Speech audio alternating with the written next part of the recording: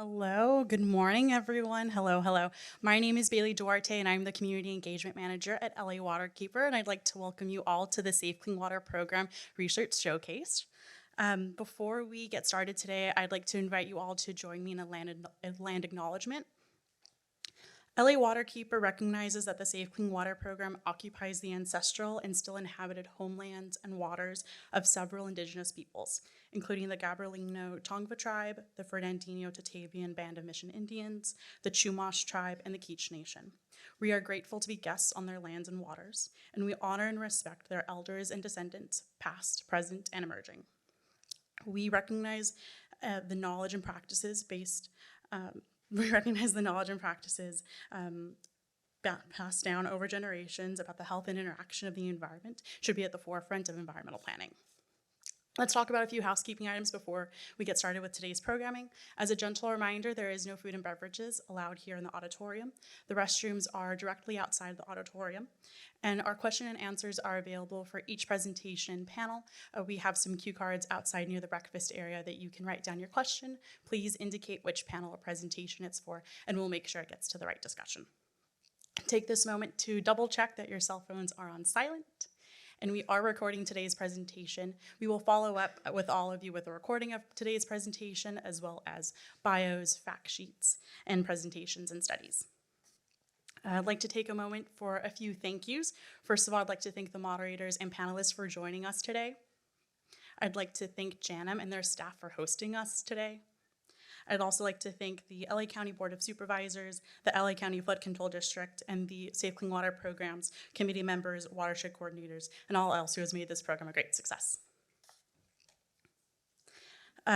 So for today's program, we are going to start off with a presentation with Bruce from LA Waterkeeper on the first 3 rounds of the regional program. We're going to follow that with a panel discussion of the studies and recommendations around enhanced community engagement and community benefits, primarily for frontline communities. After that, we'll break for a short period of time. When we come back from break, we'll have another panel with the ARLA Working Group, who will come together to assess how science has made the Safe Clean Water Program better. And then we'll round up with a presentation with Maggie with LA Waterkeeper, giving us unified recommendations. But I'd like to remind us why we are all here today. After 4 rounds of the Safe Clean Water Program, the Regional Oversight Committee is drafting the biennial progress report, and we thought that this was the time to bring everyone together to outline what we've learned, what has worked, what can be improved, and to identify specific recommendations for how the Safe Clean Water Program can achieve its goals as clean water, local water security, and healthier communities. And I'd also like to point out the picture behind me. This is the East LA Sustainable Median Stormwater Capture Project, which is one of the few projects completed. And this was a combined project with LA County and the City of Montebello and the City of Monterey Park. Now, without further ado, please help me welcome Bruce Resnick from LA Waterkeeper. Thank you, Bailey, and thanks everyone for coming out. I feel like this is like a who's who of everybody who helped to craft and pass and then implement Measure W. I am going to be speaking to the report we released a few months ago, Changing the Course, because there's a lot that we want to keep going, but I think there's some areas for correction and improvement. With that next slide, and I think I will apologize. I know we've presented this a couple times in a couple venues, including at the most recent ROC meeting. So I apologize for any redundancies, but we thought it was important for framing the next discussions. Next slide.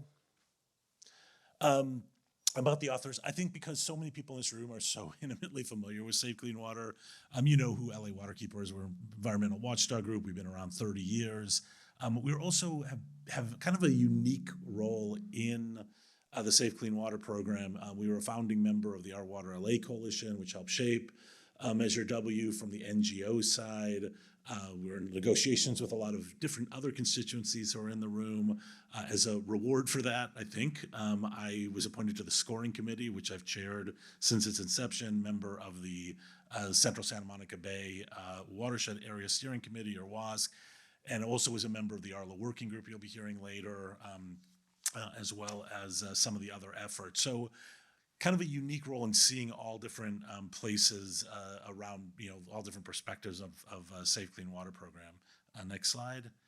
I'm going to go fairly quickly on these because I think most of you know the issue, why Measure W came to be. We have serious water quality problems. 85% of our waterways are impaired. Runoff is the number one source. We're still importing about 60% of our water into the region countywide. We have park shortages. We have heat island. Any of you know, thank God we're air conditioned. So it's not just a presentation, it's a cooling center.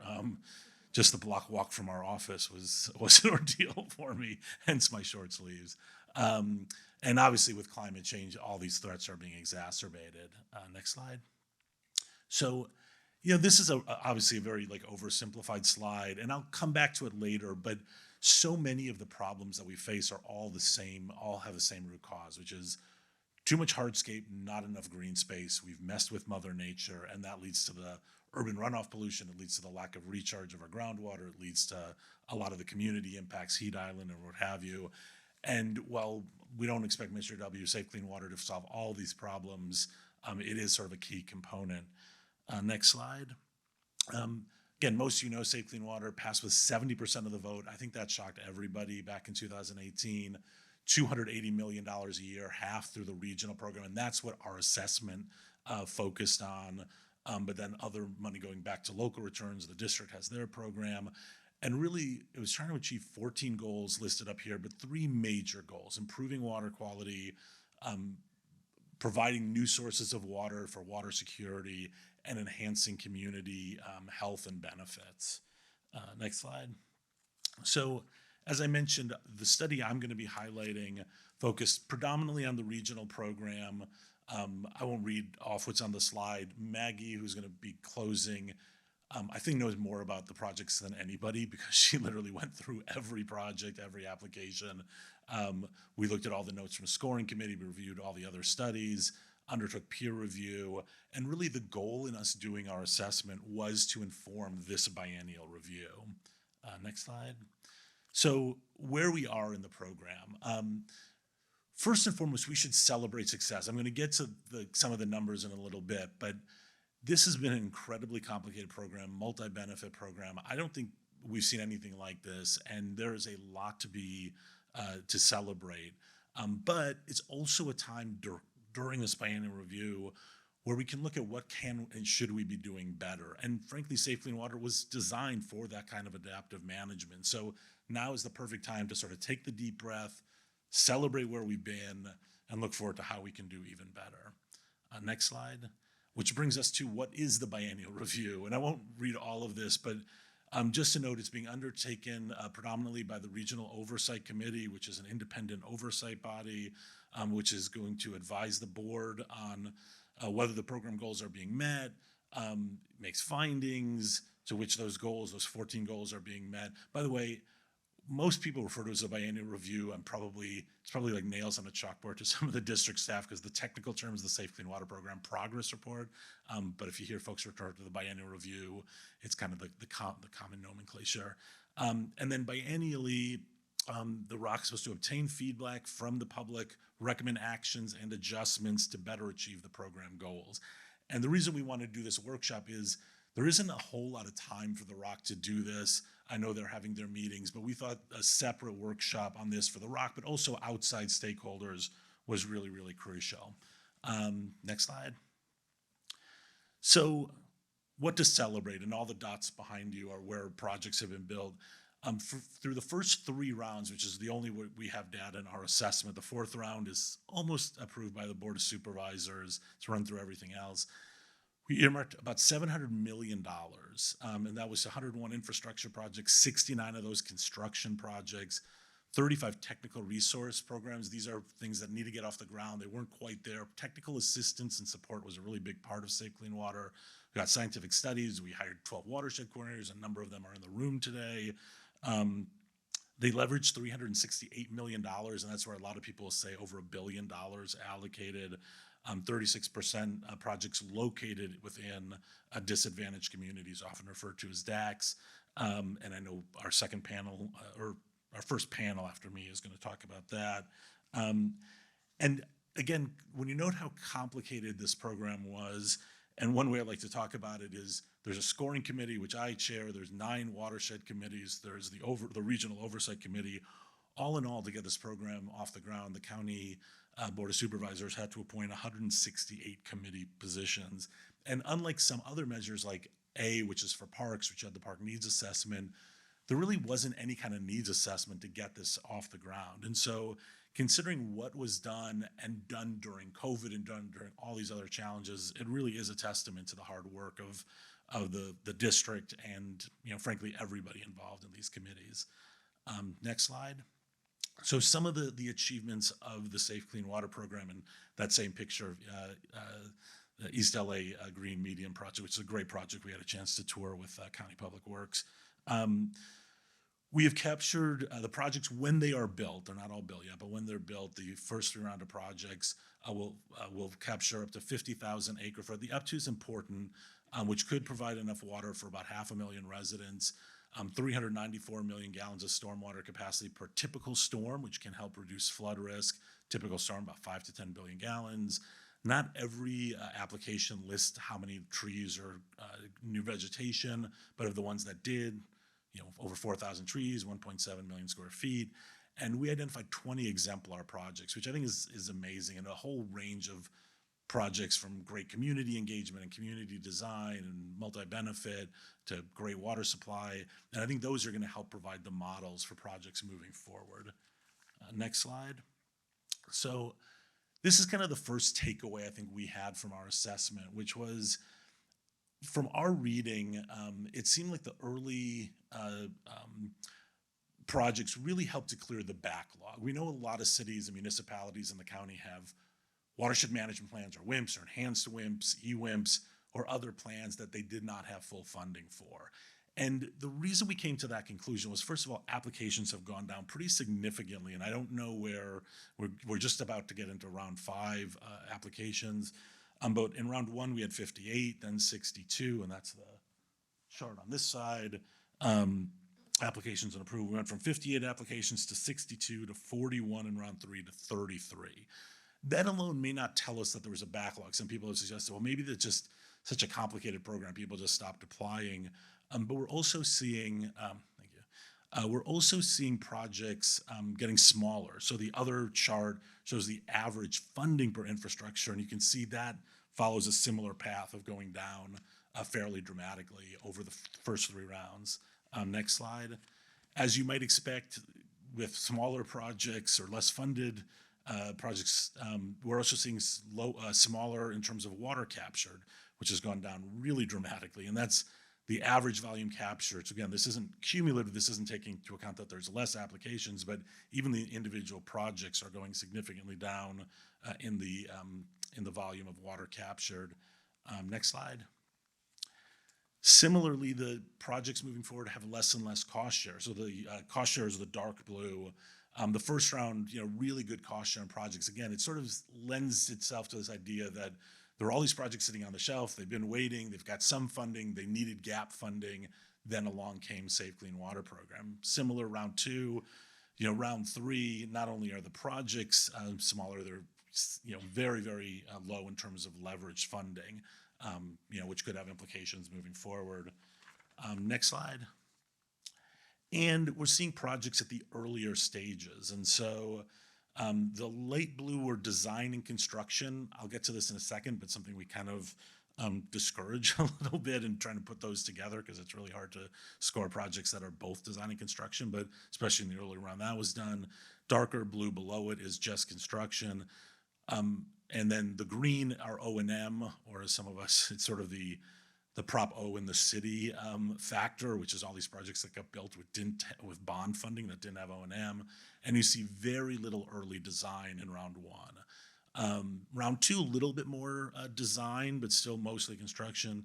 By round 3, you're seeing very, very little design and construction kind of projects, and predominantly at the planning and design. So again, this is not meant to say this is better or worse. It just seems to be kind of we're at an inflection point with the Safe Clean Water Program and the kind of projects, which I think is really exciting because I think it allows us to rethink what we want to achieve moving forward. And I think the way that we potentially make some changes to Safe Clean Water Program is going to count for what, whether that is successful or not as we are at this inflection point. Next slide. So one of the things that I think is important to point out as well is whenever we have a round of funding, it funds up to 5 years of funding. And so a lot of money has been allocated. Again, to me, this speaks to how important it is to get this first biennial review right in terms of where we're going moving forward. So, you know, the math kind of suggests this, right? Like I said, in the first 3 rounds, we allocated 700 million, yet we only have 140 million per year. That math doesn't work. The reason it works is they're actually allocating future years. And this chart shows in the light blue how much has been allocated, and then the dark blue how much is remaining, and for over the next 4 years. So if you look at like the Upper LA River, which is by far, it's the largest watershed area, gets the most money, but is also the most oversubscribed. 69% of funding over the next 4 years is already allocated. So it's really crucial that we get things right because we're allocating funding so far out. Next slide. So who's been able to navigate the system better? Like I said, we built a lot of technical support in to try to kind of even the playing field a little. And it has helped to some extent, but we are seeing larger entities do better. So just for note, this is by percentage of successful applications. It was 63% overall in the first 3 rounds. 63% of applications are successful. Obviously, LA Metro, small number, 2 of 2, very big agency. LA County has fared very well. You'd expect that being very sort of integral and having a lot of resources and having done a lot of stormwater. They're at about 87%. City of LA has fared pretty well, 69%, so better than the average. Other cities are right at the average of 63. And overall, 40 municipal entities have gotten funding, 48 actually if you include the technical resource program. NGOs not as well, 4 of 8, and I know a lot have been frustrated with how challenging the application. But the thing that probably jumped out the most to me was school districts have fared very poorly. LAUSD had 1 project funded, which they then subsequently pulled, so none have actually been funded out of 10 applications. Even if you add in other school districts, it's 2 of 16. Next slide. This is basically the same look, but if you just look by amount of funding allocated. And so, and recognizing it's oversimplified because projects can benefit different, multiple municipalities. Other entities aren't sort of accounted for in Safe Clean Water. But if you just looked at the city should be at about 33%, they're about 32. The county should be about 10, they're at 18. Other cities should be about 57 and are only at 38. The numbers change a little bit if you take that 12% and reallocate it, but the basics are the same. And so again, to me, it speaks that as much effort as we put, we probably need a little bit more work getting some of the other entities up to speed. Next slide. I'm not going to mention much about community engagement because our whole next panel is about that. Just to say it started slow, it's getting better. I'm going to make a plug for applicants who are in the room to work with nonprofits. Projects that work with nonprofits did better community engagement, got more points for it. And obviously we're really anxious to see the community outreach, engagement, education, and workforce development programs rolled out this year. They've been delayed. Next slide. So one size fits all. It's really hard. This is the one time, I'm wearing my LA Waterkeeper hat. This is the one time I'm going to put my scoring. Ranking projects at design versus construction versus O&M for an application portal that is really geared for construction projects is really, really hard, and I think needs to be rethought.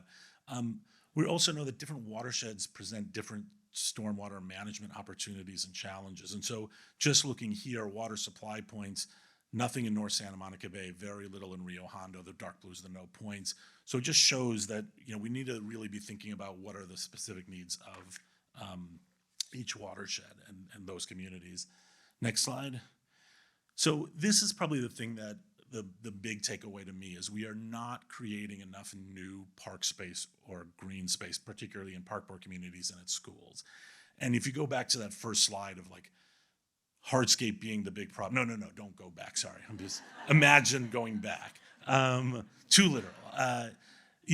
Removing hardscape is so crucial for everything we're trying to achieve. And yet, if you look, the vast majority of projects are rehabilitating existing parks, not creating new green space. Next slide. So this was probably the big shock to me. We've only actually removed and replaced 30 acres of impervious surface with new green space. And that's the size of the Los Angeles State Historic Park, which I was actually just at recently. Oops, 2 minutes to go. Which, it looks big. It's like the size of Dodger Stadium, which is pretty big, those of us who've been there. But if you look at LA's landscape overall, next slide, you see how little the Los Angeles Historic State Park is in the sea of concrete that is LA. And we have about 2.6 million acres in LA County. About a third of it is hardscape, because we do have great things like the Santa Monica Mountains and the San Gabriels. But that's putting us at, nearly 1 million acres of hardscape, or 800,000 acres of hardscape. And we've only really transitioned 30 acres. So we've got to figure out a way to be doing better on that. Next slide. I'm getting there. So the other thing I'm going to mention here really briefly is some project benefits are hard to confirm. In the community investment benefits, there are no metrics. It's just yes, no. Will this create shade? And that's very hard to evaluate. It also doesn't require net benefits. So if you're planting 5 trees, is that enough to create shade? Do we know if that's net trees or are they replacing trees? But then one of the other ones that's really challenging is benefits like water supply may not be fully realized. We don't look individually how projects interact. So if you are capturing water downstream and we build an upstream project that captures and recharges that water, we're just evaluating the upstream. That water may have already been captured downstream. And so the way we thought we were going to fix this is requiring letters from water masters saying, yes, this is creating new water supply. But what we learned is water masters are also kind of reluctant to weigh in. And so of that water, and that's the big column there and the volume connected to a managed aquifer, only 11% were actually confirmed by the water master. So that 50,000 acre foot I mentioned earlier, it might only be 5,000 acre feet. And we need to figure that out when water supply is so crucial. Next slide. So, this is one of the other sort of takeaways. All projects in Safe Clean Water have to improve water quality. So they all do that. 62 receive water supply points. And again, not all watersheds are equal because of the soils and other things. 22 of those projects receive cost effectiveness points in water supply. Maybe we're being a little too strict there. I think it's something to look at. But 100 of 101 receive community investment benefit points, even though I think the evidence with the lack of new green space shows we're probably not doing that well in the community benefits, which again speaks to me that we need more metrics. Next slide. So takeaways, the big takeaway is I'm out of time, so we're not gonna have any Q&A for me. But again, in 3.5 years or so, we have gotten California is one of the nation's most ambitious stormwater programs off the ground, allocated $1 billion to 101 projects. Even though we've had uneven success, we've made significant strides and should be very proud of ourselves. But now is the time to take that hard look during this biennial review and see how can we do even better. So thank you very much. And I'm going to bring up our first panel. I'll probably need help figuring out how to move this thing out of the way. And moderating our first panel is, and I want to get the title right because it's a very long title, Kristen Torres-Pauling, who is the Deputy Chief of Staff for Policy and Planning for LA City Council District 5, which is Katie Orslowski, who anybody knows deserves a lot of the credit for Measure W. So thank you very much.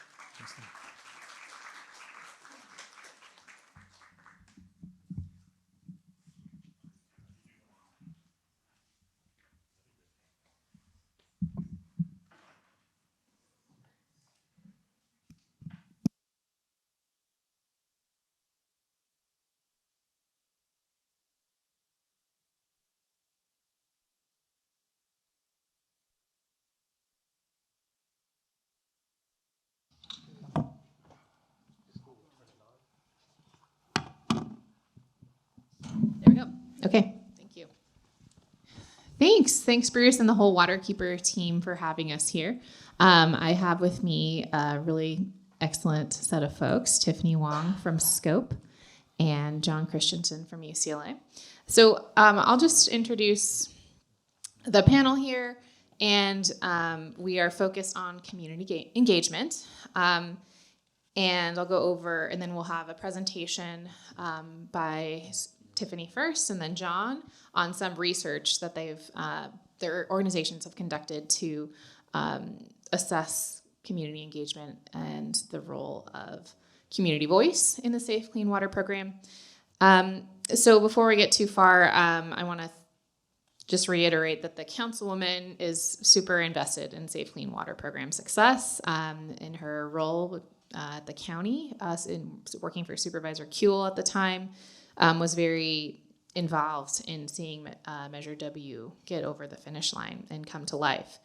And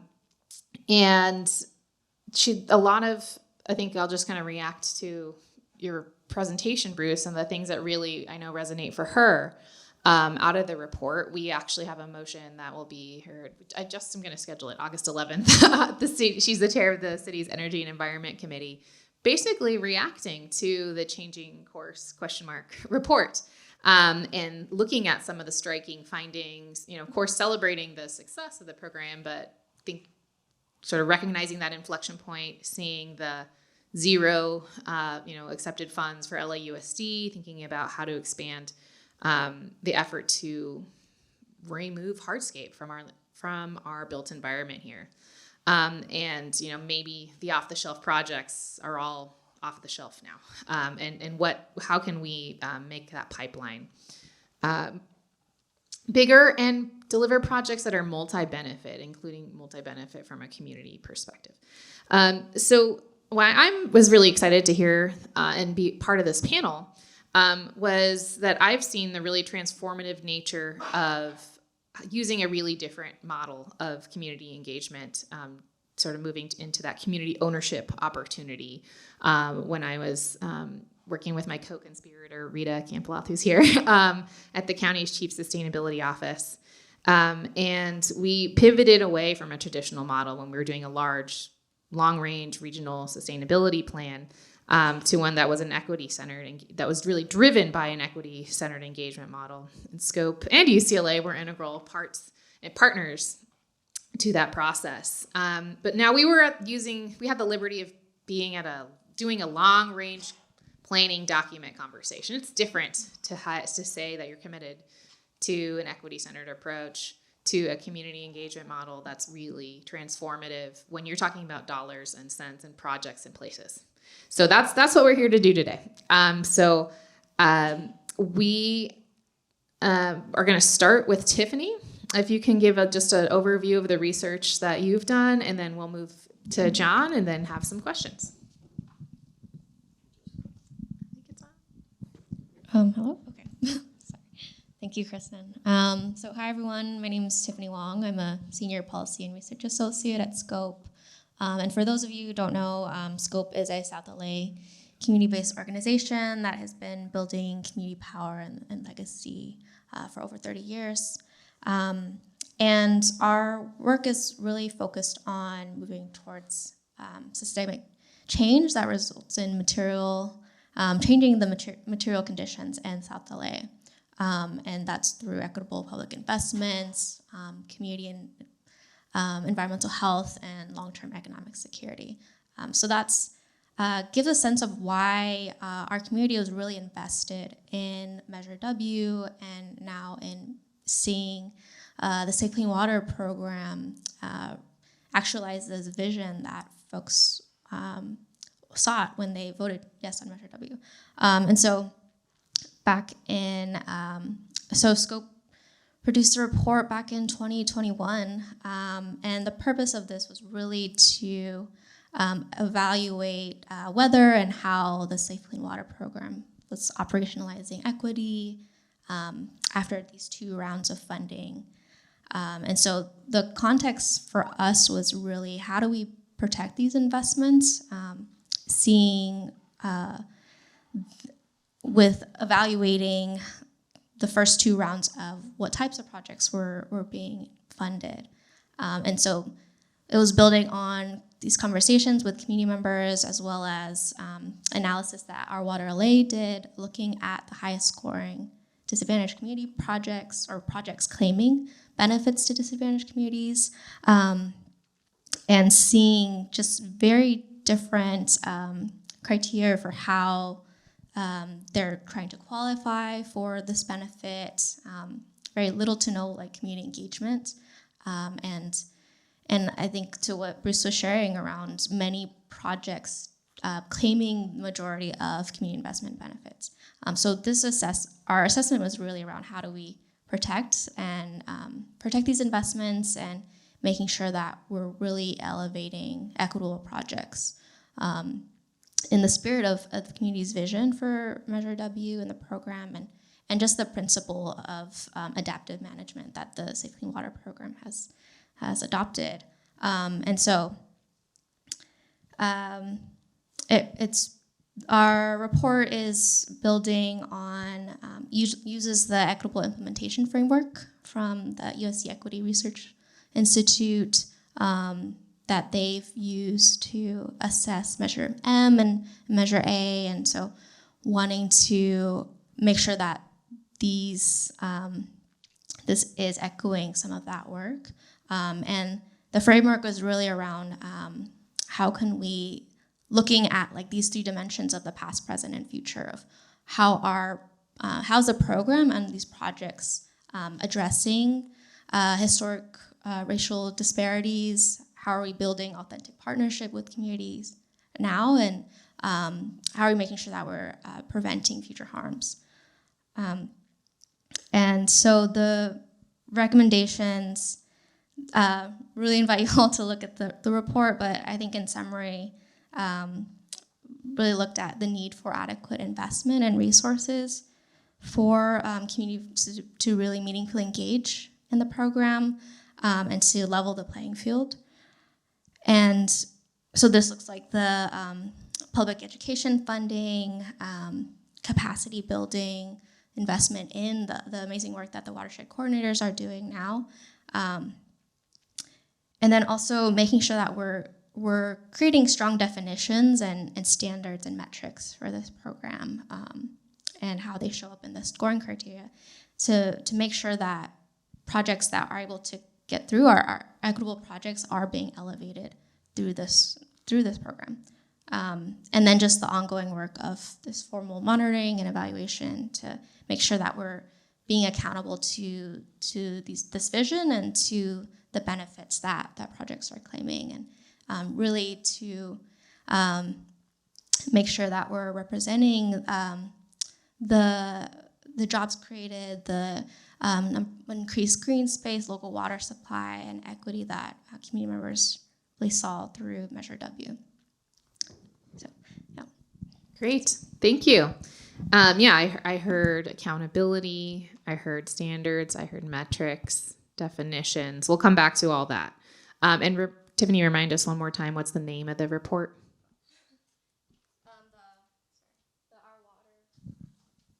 Our Water, Our Voice, towards equitable implementation of the LA County Safe Clean Water Program. Excellent, thanks. And you can find that on Scope's website. Excellent. John, let's pass it over to you and hear about your work evaluating Measure W and your findings. So thank you. It's a pleasure and an honor to be here this morning with all of you who are working, on this incredibly important and, as Bruce said, I think this is an example to the whole country of how to try to do this and how to try to get it right, and making great strides in doing that. And we're at the beginning of a very long haul, and so it's a really good time to be talking about this. You've seen Waterkeeper study, Scope's study, our study later this morning. You'll hear about ARLA's study, and I think the one thing to underline is there's a lot of agreement between these studies on the what, on what is important, and what the Safe Clean Water Program is trying to achieve. There are some interesting differences on the how we might improve and achieve those goals that are in the Safe Clean Water Program. This is, as you all know, a multi-dimensional problem, multi-dimensional challenges, water quality itself, water supply, as Bruce said, where there are challenges in measuring and verifying that, in community investment benefits, how to measure, verify, value those, and then in so-called disadvantaged community benefits. And I just want to underline something that I learned this spring that kind of really shook me. And so I've been sharing it with folks like you ever since. Some colleagues of mine at UCLA in public health, working with the Prevention Institute, did a study, and it was released this spring.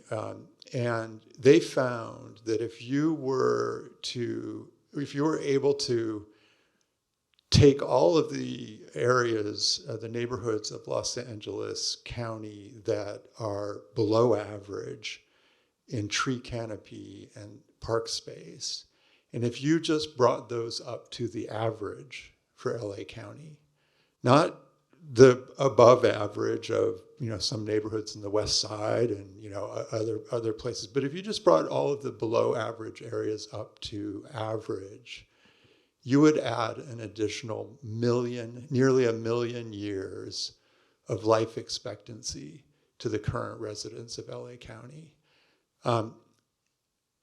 Just think about that for a minute, a million years. And we know that that's unevenly distributed. So let me put it another way, that a child born today in Southeast LA is expected to live 10 years less than a child born on the West Side.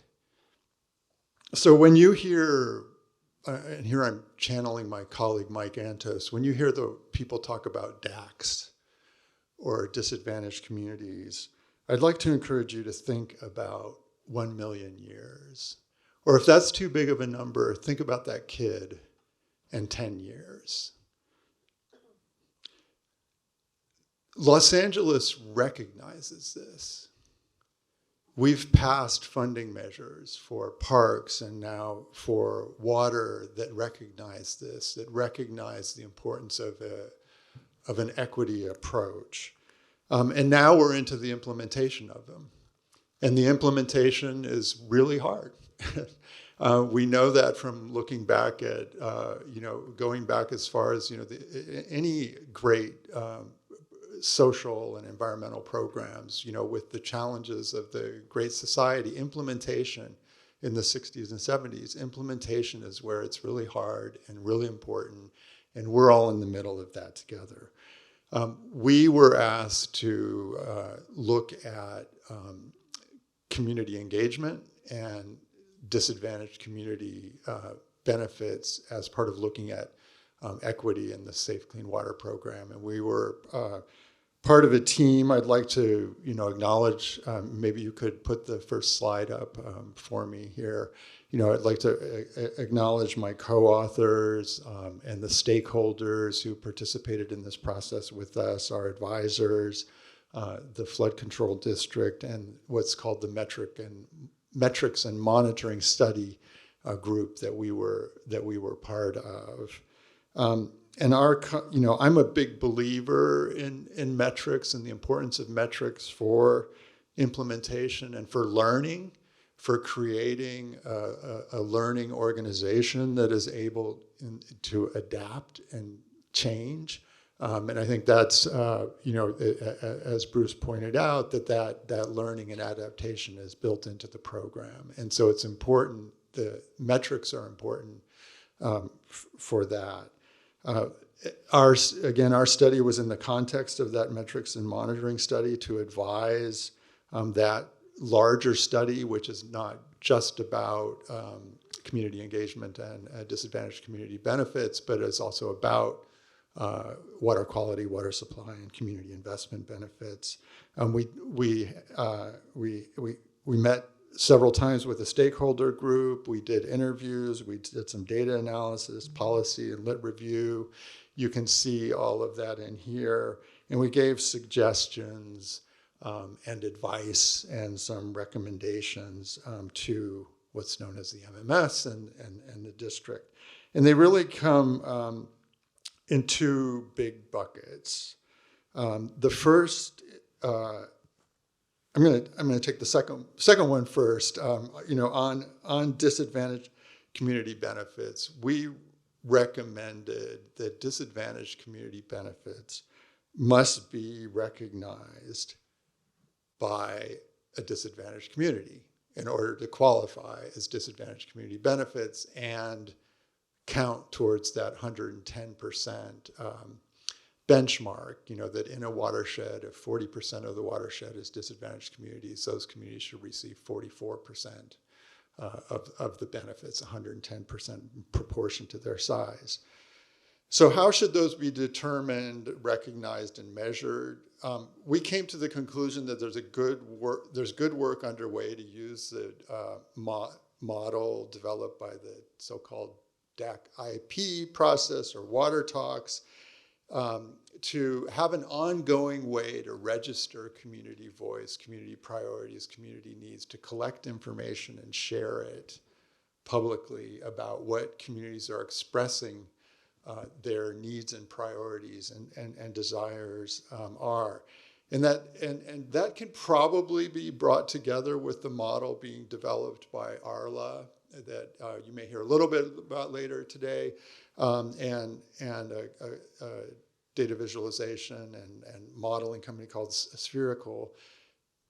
There's an emerging way that that a really cool, important tool can be used to enable community voice to be documented and help define what community investments benefits are priorities in communities, and this should be implementable. Now, how should disadvantaged community benefits be determined? Again, we came to the conclusion that they need to be recognized to count toward that 110% threshold, and that the community affirms that those benefits are desired by the community. And we recognize that this is going to be a qualitative judgment call. And I think it's wonderful that we're here at a democracy forum, that we should mobilize, the community organizing, community-based organizations, the democratic process. It's all going to be part of that. It's a qualitative judgment call now, but it's based on too little information and documentation, as Tiffany said, and that process and information needs to be clarified and strengthened. We used, in our recommendations, a very strong word, concurrence, which I'm wondering if we should have gotten out our thesaurus and seen if there was maybe a more nuanced word, because it sounds very, very strong and definitive, and maybe too much. But I think in that general sense, we want to make sure that those benefits are recognized by the community as benefits that are priorities and needs for them. If you could go to the next slide. So I'm really excited today, this morning, we've just released a report on another study that we've done well, it's linked in many ways. It's called Link, and it's about a process that's been used of groups working together to build or rehabilitate, renovate parks in undercapacity, disadvantaged communities, and 6 of them across LA. And this is, this is to address this question of, how do you define robust community engagement? And we have good models in this initiative, the Link initiative, and in the Redesign LA initiative for water projects. And if you could go to the next slide, we call this here the Link model. It's very similar, essentially the same, I think, as the Redesign LA model. And it works by combining the strengths of a CBO in community engagement, an NGO with technical assistance, project management, fundraising, and construction management experience, and a city agency or government that recognizes that it needs help. And that results in good community-driven projects that can garner funding from multiple sources, including the Safe Clean Water Program. Now what we have to do and this is both in our report on the Safe Clean Water Program and in this report, which is online today, and I hope you'll check out, now we have to figure out how to fund that model and scale it to match the need in LA County, to find ways to fund that community-driven planning that happens before you actually have a plan, so that you can identify community needs and priorities and work on developing a multi-benefit plan that really does address the needs and desires in the community. And we John, have a few recommendations for that. Perfect. Pause there, because I think that's, I love this visual, because I have been in a couple different parts of this model, and it's so important, and especially if some folks who haven't been have only been in one part of the model, to recognize the power of those 2 plus signs in coming up with solutions that are new, innovative, and center equity. And I think I want to start in terms of questions to link the 2 presentations here is for Tiffany, one around overviewing what the spectrum of community engagement to ownership is, because I think it really speaks to, it fills this model in too. If we can go over what that is and how it could or should relate to scoring criteria for safe, clean water. Yeah, so I think I have a slide available, if you can put that, to just as a visual for the spectrum of community engagement to ownership. And this was developed by Rosa Gonzalez, facilitating power in partnership with Movement Strategy Center. And it's really drawing from various public participation tools, and was piloted with cities to show these, and in essence, a scale of 0 to 5 of that distinguishes between projects that are mainly just sharing information, whether through like public notices or just presentations, and then distinguishing from projects that are inviting and are responsive to community input. So more of this stage of 3 here on this graphic. And then finally, to projects that are really giving decision-making power and ownership to local residents. And so really appreciate this framework of, at one level, providing the standards for community engagement, how we evaluate, telling what might be good or bad or great community engagement. But I think also the intention of this framework was to outline these stages to really recognize where we're at now, and acknowledging that certain voices are marginalized, and how we're charting a path to delegated power, to community ownership across all constituents. So, at the systems change level, but also how are we balancing uneven power dynamics? How are we building community capacity to participate?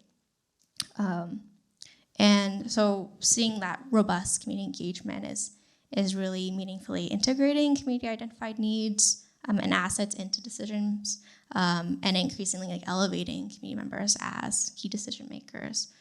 So through community advisory committees, we've seen youth councils and some of the project applications, and would even extend that to land and water stewardship models that are really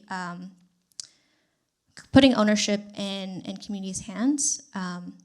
And this is part of how we are building trust and accountability, and really contending with the past, and how we address historic racial disparities. And Tiffany, so I heard two examples of sort of what's on the closer to the 5 end of some youth councils, some land stewardship opportunities. Do you have any other examples of what you think the scoring criteria could consider to get us over closer to 5? Yeah, so we've seen with the interim guidance in the Safe Clean Water program recommending that projects at least have a consult level, so this second level here. And I think for us really wanting to move, how do we push more to making sure that projects are at least involving, and that we're rewarding projects that are actually collaborating with and deferring decision-making power to community members, whether through community engagement standards or through how we're scoring this, and how watershed areas steering committee members are evaluating and prioritizing projects that go through. Perfect. Yeah, John? Well, so in the Safe Clean Water program, there's in the guidance, there's a good, better, and best criteria, which I think can be potentially mapped onto this as well. I love the way that this is, very explicit about the direction that it's moving, and but our recommendation was that good should be the floor, and that no projects should be below that. Yeah, what should be happening without good community engagement, but particularly in disadvantaged communities, better and best should be required, and it should be supported with funding for community-based organizations and nonprofits to make sure that you're moving farther up this spectrum. Wonderful. So John, this sort of is a big picture question, and maybe it's just going back to your link slide and talking about it a little bit more, but how do we ensure that we have robust community engagement, so we have community-driven planning for multi-benefit projects, right? I think we want to have solutions that, there's not enough, Measure W is not, or a Safe Clean Water program is not enough money to do, Bruce's overview of there's heat benefits, right? Like the million lives. How do we have projects that are, do more than clean the water? Yeah, that's a great and a big question. Yes. and I think we're here in the democracy forum. Yeah, I would go back to the big ones. I'd go back to some of the intriguing stuff that I think we still need to figure out and tease out in what Bruce presented. But I think there's some concern there that the smaller cities, LA has 88 cities.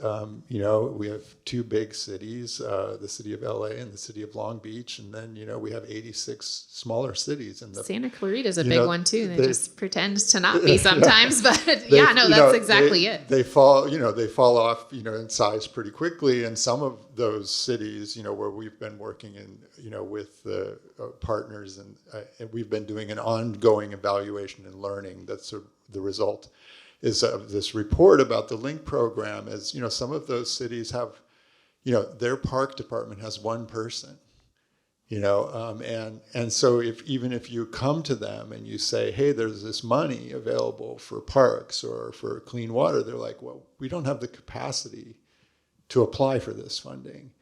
So I think the question is, are we really figuring out systems so that we can make sure that those communities, those cities, are able to participate in the program and deliver the benefits that are water quality and water supply and those community investment benefits as well. And so if we again Redesign LA has been using this, now Link has been using it. We've seen it happen in 6 cities. That's that's good, but we got to figure Small out percent, out how to scale this, and the model works of combining that community-based organization that really knows how to do authentic community engagement, has roots in the community, has relationships, a nonprofit that has the technical chops to be able to put together a project, and then work with the municipal or government agency or the project proponents. And when we went into this, I thought, oh, this is interesting. This model will actually eventually work itself out of business because it'll help improve, lift up the capacity of these small cities. And eventually they'll be able to do it on their own. And in talking to some of the people in the small city governments and agencies, we heard no. And so you haven't worked for a small city before, have you, John? This is There's a lot to do. This is the model. We're going to need to continue to collaborate with the CBOs and the NGOs, to actually, implement these programs and ensure that we're able to access, and it's importantly the Safe Clean Water Program funding, the Measure A funding, but it's also federal infrastructure dollars, state climate resiliency dollars, all of those things. We're not going to get this right and live up to our promise, that these programs should benefit the communities that have historically not benefited from them if we don't figure out how to get it right.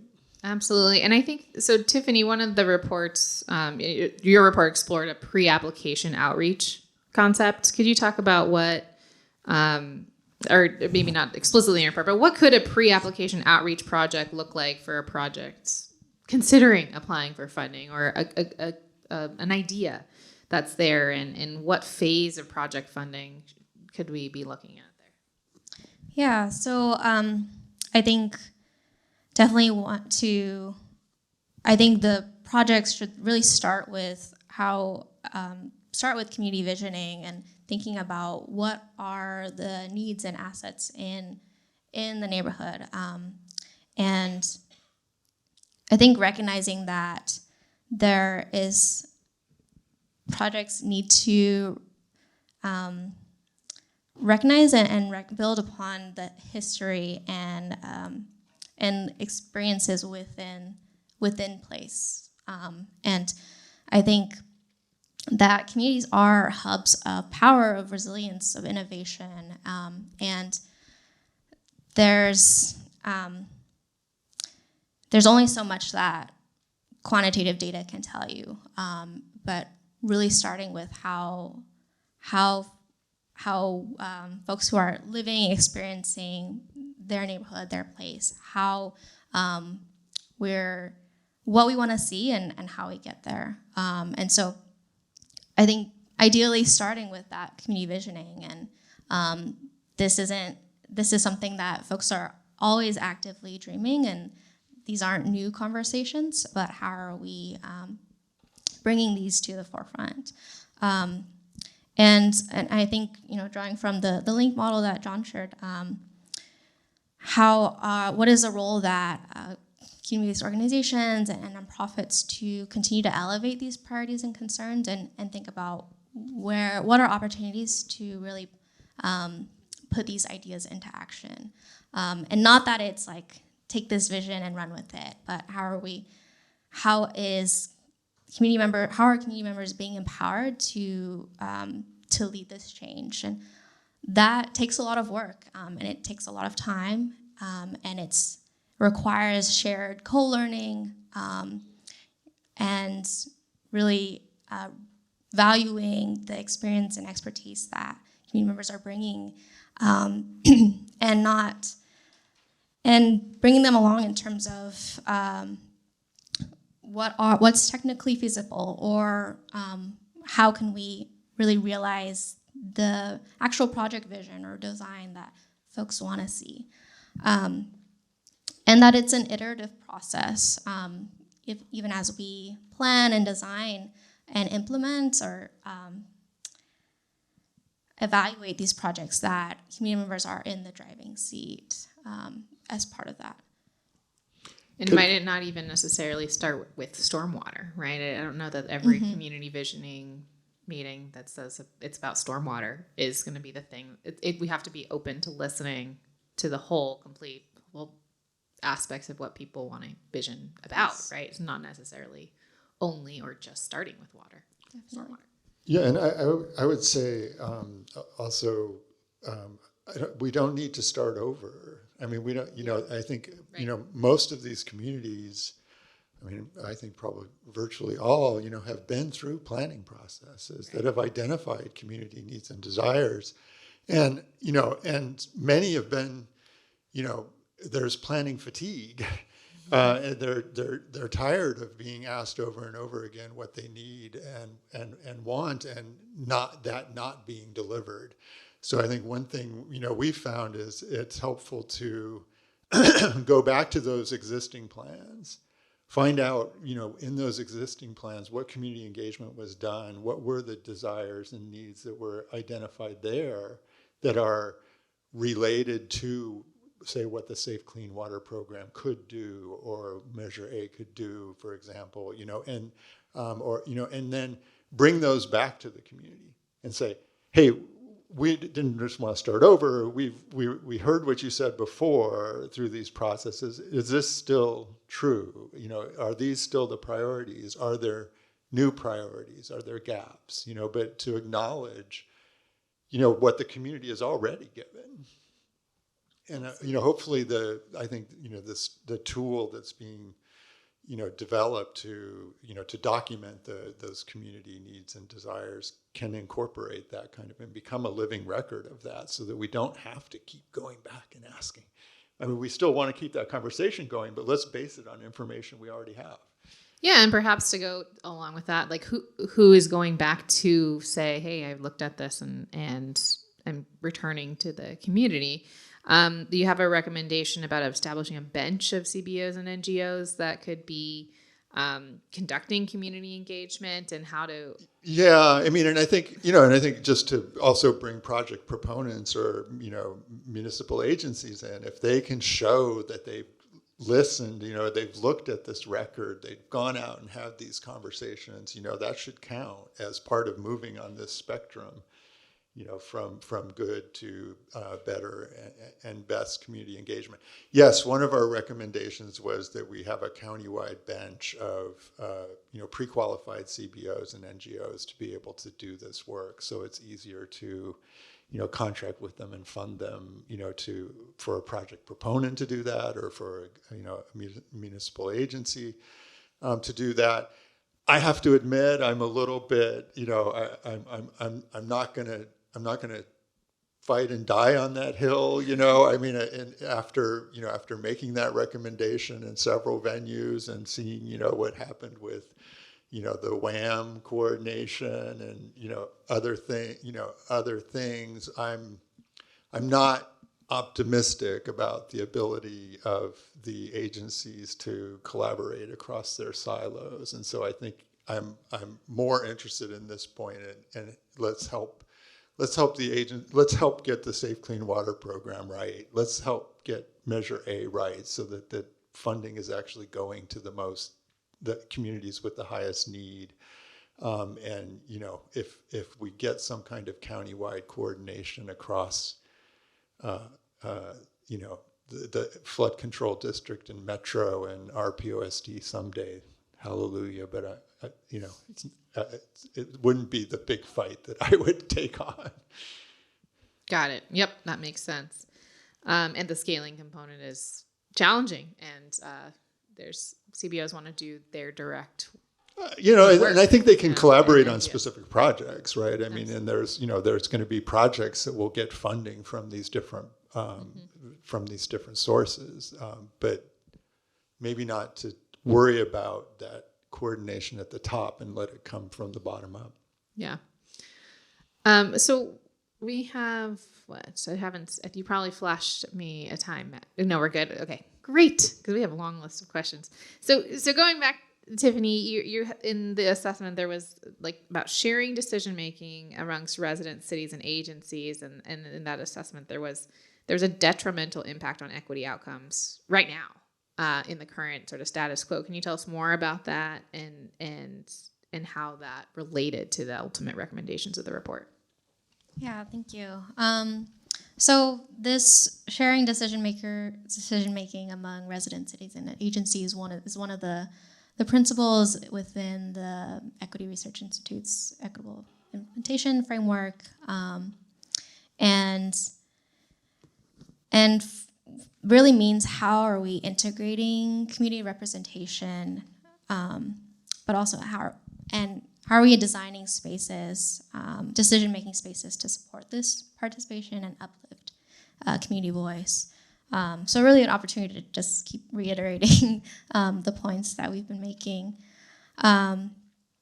But I think in terms of our assessment after the second round of funding was at the program level, really seeing how committees are within the Safe Clean Water program are being structured, such that there's often only one voice that's really representing environmental justice communities, frontline communities, and in these spaces where it is just majority voting, where there isn't this space for shared learning and how are we creating thoughtful space for marginalized voices to really be elevated, that there is this detrimental impact on whether we're really realizing this commitment to equity, whether we're really elevating projects that will be benefiting historically disinvested and underinvested communities. And so that really fed into recommendations around how are we thinking through the structure of the program committees, how we're thinking through the practices within these meeting and evaluation spaces. And then at the project level, really gets back to community engagement and thinking through the lens of how are we elevating decision making for residents, given that cities and agencies are usually who's been driving the work so far, driving all the decisions so far, and so just pointing to the lack of clear definition and guidance on the need for this participatory, the collaborative, and community ownership, and need for community-led project development. Is there a particular model that you've been thinking about of what that looks like? Or is it something new that we're doing that you're proposing? Yeah, I think we're at the program level. We're continuing to figure out how do we build these thoughtful spaces. There's efforts at the Climate Equity Mobilization Commission, really elevating frontline community voices, and even that is an ongoing process, a learning process. And then, I think we've been sharing a lot of models around these project level shared decision-making structures. Yeah, I think we are in new territory, and I think with the commitment at the local level here in Los Angeles, with the 110% commitment to disadvantaged communities at the state level, at the county level with Measure A as well, prioritizing park poor, low-income communities at the state level. It's increasingly being written into bond measures and funding measures that a certain percentage has to go to disadvantaged communities that have historically been harmed by infrastructure projects. At the federal level now we have Justice 40. So we have all these commitments, and I think we're searching for learning the models that work. I was at a conference that was put on by the Strategic Growth Council in Sacramento, and with all the close to $50 billion the state has committed to climate resiliency and committing that for disadvantaged communities. Everybody is saying the right stuff about how we need to implement these projects and benefits in ways that do benefit communities that have historically been harmed by these kinds of projects. But when you get to the how, it's where we're still learning. And I do think that the Transformative Climate Communities is developing a lot of learning around this, and some really impressive real true deep collaborations with communities. I was another example, just out in the Coachella Valley, where they've really worked with the EJ community there, changed their guidelines, so that those kinds of communities have a better shot at getting these kinds of investments. I mean, I think, one thing I wanted to add, is, when we're thinking about these community investment benefits and, that they're for public health. And if we think about that, like in a capacious way, in our study, in our report for the Safe Clean Water Program, we emphasized, that we really need to be thinking about, what we would call like the four types of environmental justice. And sometimes people talk about these in different ways, but there's distributional justice. We're talking about that, is how are these benefits distributed? There's participatory justice or procedural. Can everybody participate equitably? There's recognition justice. Are we recognizing the communities that need to be part of, this process? And I think we're doing fairly well on, there's still work to be done, but we're doing fairly well on those. Where we really need to be focusing, I think, is on what's called, capabilities justice. Sometimes that gets narrowly defined as capacity, and we talk about that a lot, capacity building so that communities can participate, CBOs and NGOs can participate, but capabilities is really more capacious. It's about the health of the community. It's about people's ability to be able to participate in civic life, have a say, live full lives. And I think I think that capabilities, justice, and capacity is not part of the community investment benefits, but maybe it should be, and the community investment benefits list is a such as list.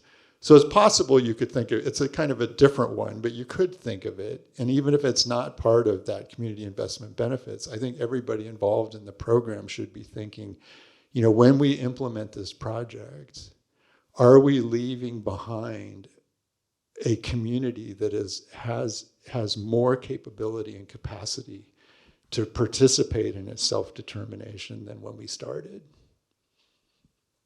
Excellent. I'm on board.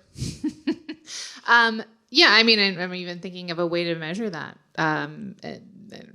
The very bad proxy is like voting rates, but that's obviously problematic. But like you could try to put a number to it. Yeah, you could. And I think it's an exciting time to be doing this work in Los Angeles, because there's such important work to be done, and there's such incredible challenges to be met, but we have a very strong, robust history, of community-based organizations in social justice and in environmental justice, that's really based on building power in communities. And I think, and voting might be one measure, but there's others, where you can really measure that. And as we continue to do this, can we do it in collaboration with that incredible force in LA, and ensure that that these kinds of programs are helping to build that community power. Beautiful. We got 2 minutes, so just 1 minute each of sort of what's your closing, what's thinking about the biennial review, thinking about the rest of the discussion today. What's your last point you'd like everybody to take home, Tiffany?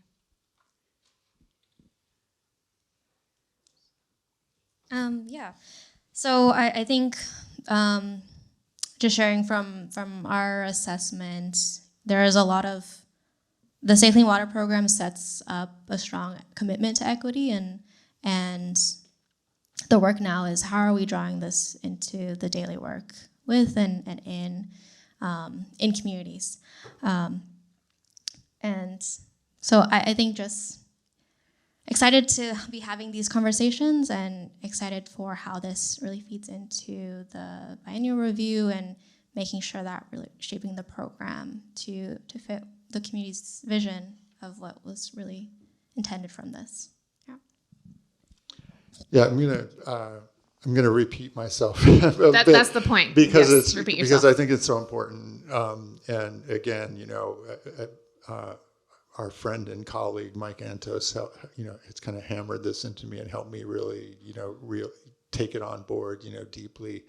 Like when you think about a disadvantaged community, or God help us, a DAC, please think about, that kid, that family, that neighborhood. We'll do that. Thank you. And my last one is that, actually, I don't think we said the word race or racial justice in that conversation today. I think it's implied, but I think it is important to say, right? And that we be intentional about folding racial justice into this. I know there's reasons why from a legal perspective as to why from what we write down in the scoring criteria, but that's, I know that we all are thinking about that in our work. Those are the communities we're talking about. That's exactly it, but we should say it. So thank you for saying that. yeah. Thank you both. Thank you. And thanks to Waterkeeper for having us.